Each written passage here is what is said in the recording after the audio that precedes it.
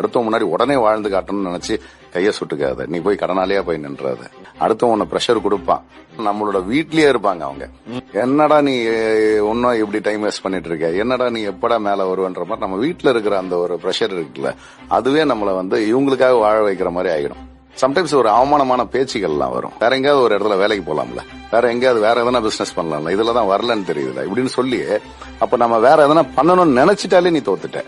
வேற எங்கேயாவது போய் வேலைக்கு போயிடலாம், இல்ல வேற எதையாவது ஒரு பிசினஸ் பண்ணிடலாம், இதுல நான் தோத்துட்டேன் அப்படின்னு உன்னை நம்ப வச்சுட்டாங்க அப்படின்னா நீ தோத்துட்ட.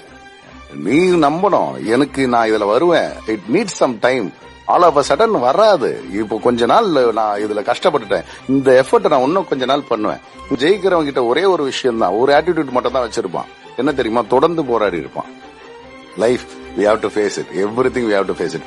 உன்னை தண்ணி குடிச்சு படுக்க வைக்கும், பசிக்கும், உன்னை பெட்ரோல் இல்லாம தள்ள வைக்கும், உன்னை அவமானப்படுத்தி பார்க்கும், உன்னை கேவலப்படுத்தி போகும், பேரை கெடுக்கும், உன்னால முடியாது அப்படின்ற மாதிரியான ஒரு நிர்பந்தத்துல தள்ளி விட்டு உன்னை எல்லாரும் முன்னாடியும் தலகுனீர் அளவுக்கு ஆக்கி விட்டுரும்.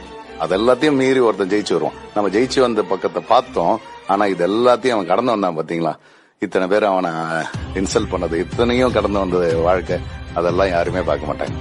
ஒரு டீ கடைக்கு போனா கூட ஒரு 10 பேர் இருக்கிற இடத்துல நான் பே பண்ண வேண்டியது வருமோ அப்படின்னு ஒருத்தன் வருத்தப்பட்டு நின்னுட்டு இருக்கானா அப்படின்னா அந்த வழி யாருக்குமே தெரியாது. நான் தான் பே பண்ண வேண்டிய நிலைமையில இருக்கும் போதும் அதை எடுத்துறாத அப்படின்னு என் மனசு சொல்லிச்சுன்னா அப்பவும் நான் கஷ்டத்தை தான் இருக்கிறேன். புரியுதா? சோ அப்ப இந்த மாதிரி எல்லா நிலைமைகளையும் ஒருத்தன் கடந்து தான் வந்திருப்பான். ஆல் ஆஃப் அ சடன் ஒருத்தன் ஜெயிச்சிட மாட்டான் சார்.